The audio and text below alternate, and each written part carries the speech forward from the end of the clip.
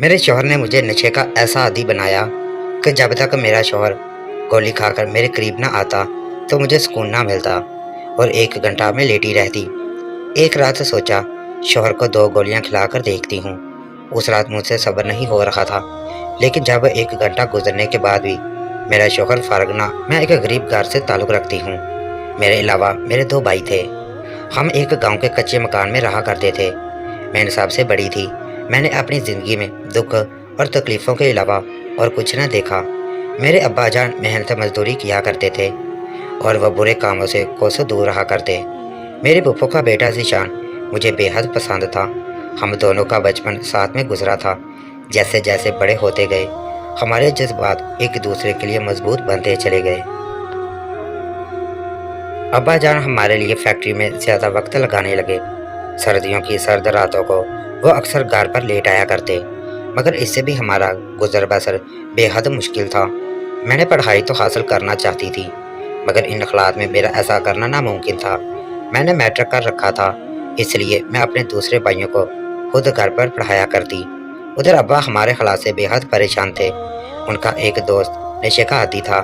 وہ ابا کے پاس آیا اور بولا کہ بھائی کیا ہوا ہے، پریشان لگتے ہو، جس کے بعد میرے ابا نے اس کو اپنی تمام تکالیف سنا دی۔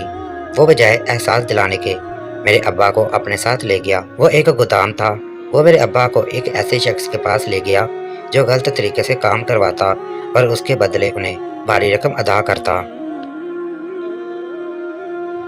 اس نے میرے ابا کو رقم سے بھرا بیگ تھما دیا۔ اتنا پیسہ دیکھ کر میرے ابا بے حد پریشان ہو گئے کہ آخر مجھے کرنا کیا ہوگا۔ جب میرے ابا نے پوچھا کہ مجھے کام کیا کرنا ہے تو انہوں نے بتایا کہ یہ ایک بیگ ہے، اسے فلاں پتے پر پہنچا دو اور دیکھو اسے ہرگز مت کھولنا ورنہ تم اپنی جان سے ہاتھ دھو بیٹھو گے۔ ابا نے وہ بیگ اپنے کانپتے ہاتھوں میں لیا اور گھر کی طرف چل دیے۔ جب میرے ابا گھر آئے تو اس وقت رات کے 2 بج چکے تھے۔ ہم سب کافی پریشان تھے کہ آخر میرے ابا کہاں جا سکتے ہیں۔ جب میری ماں نے ان سے پوچھا کہ آخر کیا بات ہے، تم پریشان لگ رہے ہو، کہاں سے آ رہے ہو اس وقت؟ ابا اور اماں جھگڑا شروع ہو گیا۔ کافی دیر لڑائی چلتی رہی۔ کچھ دیر بعد جب معاملہ ٹھیک ہوا تو ابا اپنے کمرے میں جا کر لیٹ گئے۔ میرے ابا برے کاموں میں پڑ چکے تھے۔ ان کی دوستی کسی لڑکی سے ہوئی جو میرے ابا کو غلط راہ پر لے گئی۔ پر رات میرے ابا اس کے پاس جایا کرتے تھے اور ساری رات اس کے ساتھ گزارتے۔ میری ماں نے کافی بار ابا کو سمجھانے کی کوشش کی مگر وہ نہ مانے۔ اسی بات اکثر ہمارے گھر آئے دن جھگڑا رہتا۔ ایک دن تو حد ہو گئی۔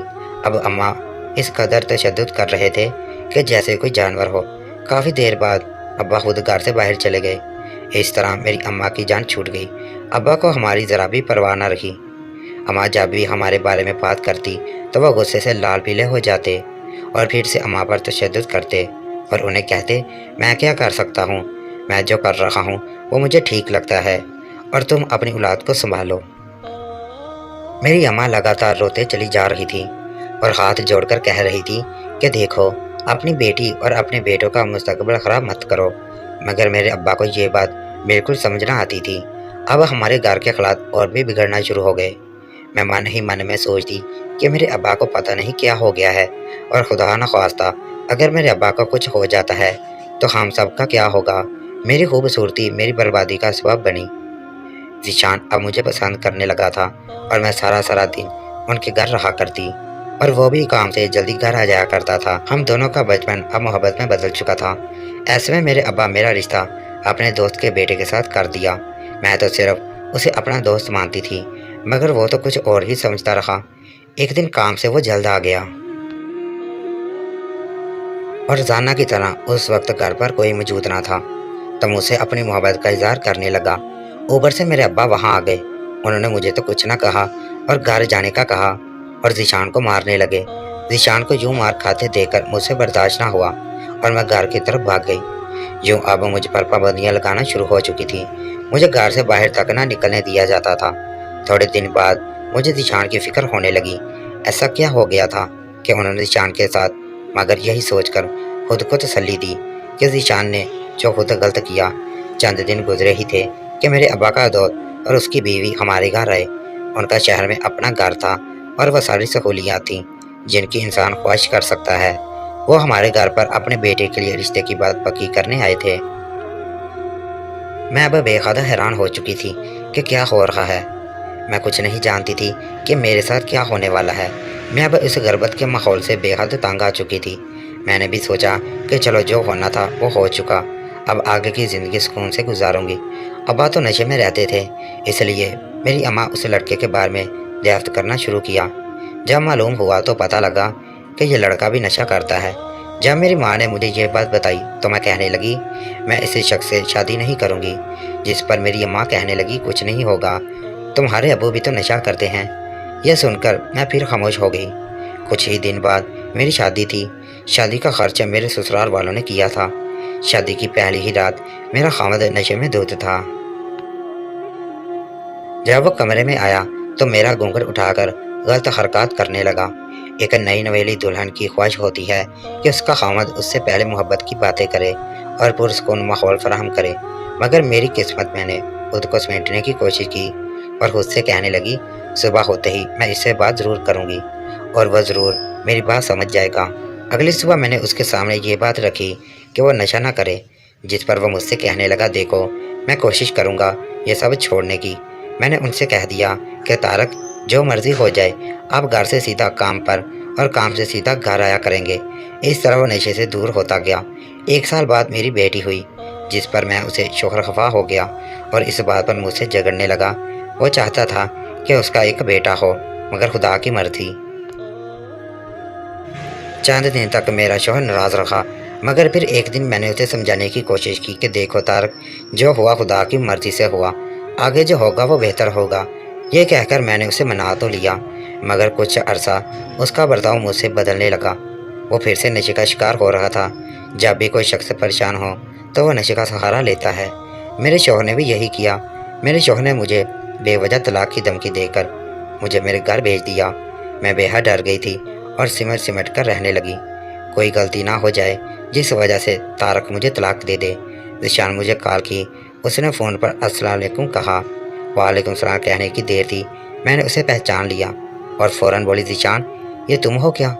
جس پر ذیشان بولا مجھے امید تھی کہ تم مجھے کبھی بلا نہ پاؤ گے۔ میں بھی ذیشان سے کہنے لگی ذیشان مجھے لے جاؤ، یہاں پر تو تشدد کا شکار ہو رہی ہوں۔ جس پر ذیشان نے مجھے ہمت دی اور کہنے لگا کچھ نہیں ہوتا، تم پریشان نہ ہو۔ اتنے میں کمرے کا دروازہ کھلا اور طارق کمرے کے اندر داخل ہوا۔ طارق کو اندر داخل ہوتے دیکھ کر میں بے حد پریشان ہو گئی اور کال فوراً کاٹ دی۔ جس پر کسی نے پوچھا کہ تم کس سے بات کر رہی تھی؟ میں نے ان کے پوچھنے پر انہیں صاف صاف بتا دیا کہ میں ذیشان سے بات کر رہی تھی، جس سے وہ آگ بگولا ہو گیا اور وہ مجھے خوب مارنے لگا۔ انہوں نے مجھے زخمی کر دیا اور مجھے طلاق دے دی۔ میں اس وقت ماں بننے والی تھی۔